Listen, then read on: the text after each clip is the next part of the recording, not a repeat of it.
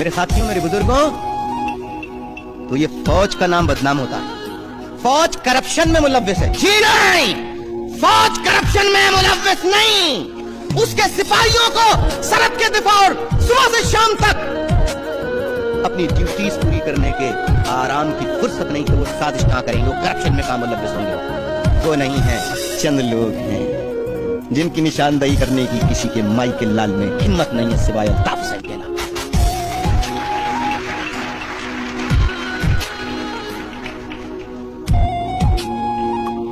लेकिन अब जरा दूसरी तरफ देखिए, ये एक्सप्लॉइटेटिव फोर्सेस किस तरह काम करती हैं। सिपाहियों को जमा किया, जैसे आप हैं ना, आप जैसे बैठे मैं बात कर रहा हूं, तो बड़े बड़े अफसर जी ऑपरेशन करना है इनके उनके खिलाफ, जी ये साजिश निकली है, मुल्क दुश्मन है, जी ये इंडिया के एजेंट है, इनके खिलाफ साजिश करनी है। अब आप बताइए, एक सिपाही वो अपने अफसर की बात को झूठ समझेगा? लिहाजा एक कॉमन सिपाही वो उसके दिल में ये बात बैठा दी कि ये मुल्क दुश्मन है। जब ऑपरेशन किया जाएगा तो बड़े बड़े स्टार वाले ऑपरेशन करने तो फील्ड में नहीं आते ना, ऑपरेशन तो करने वाले सिपाही होते हैं। तो जब वो ऑपरेशन करेंगे तो एक तो हुक्म की वजह आवरी होगी, जो ऑर्डर्स उन्हें मिले उनको कंप्लाई करने वाली बात होगी, ठीक। दूसरी तरफ उनकी अंदर की भी एक होगी, मारो ये दुश्मन है, क्या ख्याल है? ये किया है मेरे भाई, ये हुआ। अब तो मैं ये कहता हूं, अब मशरकी पाकिस्तान फौज ने हथियार डाल दिए। क्या फौज ने हथियार डाल दिए? तो सिपाहियों ने हथियार डाले थे? बोलिए। सिपाहियों को लड़ने का हुक्म दिया, सिपाही लड़े। सिपाहियों को हथियार डालने का हुक्म मिला, सिपाहियों ने हथियार डाल दिए। बात लड़ने और हथियार डालने की जिसने ऑर्डर्स जारी किए जिम्मेदारी उस पर आयद होती है, आम फौजी पर इसकी जिम्मेदारी आयद नहीं। क्या ख्याल?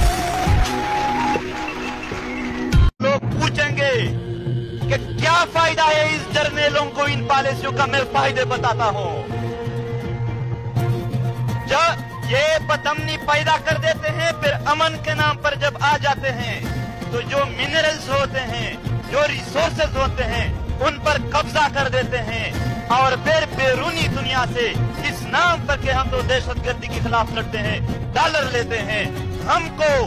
हमको बैरूनी फंड कहने वाले लोगों, उनको एक पैसे का सबूत नहीं है, जबकि ये खुद 33 अरब डॉलर ले चुके हैं, अरबों डॉलर ले गए। ये पापा जॉन्स और ऑस्ट्रेलिया के जजीरे मुफ्त में नहीं आए हैं, हमारा खून बहाया गया है, हमारे माओं के इतने आंसू बहाए गए, पूरा सैलाब आता है उनसे। उनके लिए कोई निजाम नहीं है, यहाँ सिर्फ वीगो डाले हैं। इस निजाम में अदालतों का नहीं माना जा रहा है, वीगो डालों के जरिए ये चला रहे हैं निजाम को। गुमेर में बाजावट से लेकर वजीरिस्तान तक पूरे कबायली पट्टी में दोबारा हालात खराब कर दिए गए हैं। अगर इस बार पश्तून नवाम अपने सरजमीन पर किसी भी दहशतगर्दी को नहीं मानते हैं, न छोड़ेंगे वहां। हम उम्मीदें रखें तो किससे उम्मीदें रखें? पार्लियामेंट से? पार्लियामेंट जर्नेलों के इजाजत के बगैर हमारे अमन के लिए एक मीटिंग भी नहीं कर सकते। मीडिया से उम्मीदें बांधे, ये मीडिया जर्नेलों के इजाजत के बगैर एक टिकर नहीं चला सकते हैं। हथियार से हम उम्मीदें रखें, 500 लाशें नश्तर अस्पताल के ऊपर पड़े हैं, मोटिवेशन नहीं दिया गया। अली वजीर को जमानत देने के बावजूद भी उसके अदालत के फैसलों को किसी ने नहीं माना। क्या उम्मीदें रखेंगे? ये चंद हफ्तों से पश्तून बेल्ट में एहतजाजी मुजाहरे जारी है। एक अजीब सी बात बताता हूँ, ये वहाँ के MPAs या MNAs के दिल शिकने के लिए नहीं है कि उससे हौसले टूट जाए और ना आए, बल्कि एक हकीकत के तौर पर मैं पेश करता हूँ। हम नारे लगा रहे थे अवाम के, हम अमन चाहते हैं। मरकजी और सूबाई हुकूमत के MPAs MNAs हमारे साथ खड़े थे, वो हमसे ज्यादा नारे लगा रहे थे कि हम भी अमन चाहते हैं। भाई हम तो आप लोगों से अमन चाह रहे थे, आप किससे अमन चाह रहे हो? जब तक मैंने बात पूरी नहीं की तब तक मैं नहीं कर। अब हल क्या है? हल बताता हूँ। अवाम ने मुजाहमत करना होगा। मुजाहमत के जरिए हम इन सारे इदारों को प्रेशराइज कर सकते हैं। मुजाहमत के जरिए हम इस सारे हालात को चेंज कर सकते हैं। अवाम खुद उठेंगे तो उनकी बात सुनी भी जाएगी और मानी भी जाएगी। अगर अवाम बैठे रहे, अगर अवाम खामोश थे, अगर अवाम में मुतहर्रिक नहीं थे, अगर अवाम मुनज़्ज़म नहीं थे, तो ये हालात ऐसे ही रहेंगे। वजीर आजम को अली वजीर का वोट चाहिए था, मगर आज अली वजीर के लिए एक लफ्ज भी अदा नहीं है। हमें बताया जाता है कि अगर फलाने की हुकूमत आ गई तो आप लोगों के मसाइल हल हो जाएंगे, फिर आखिर में कहते थे इसको हटाते हैं, फलाने की हुकूमत आ जाएगी तो आपके मसाइल हल होंगे। सब आ गए, सब चले गए, हमारे मसाइल वही है। क्यों? क्योंकि यहाँ हुकूमत नहीं, हुकूमत कंट्रोल में है, जमहूरियत नहीं, बादशाह थे। चीफ ऑफ आर्मी स्टाफ बादशाह बना हुआ है, सब कुछ अहकाम वो जारी करते हैं। पाकिस्तान के आइन और अदालत हम सब मानते हैं, जर्नल नहीं मानते इस आइन और अदालत को।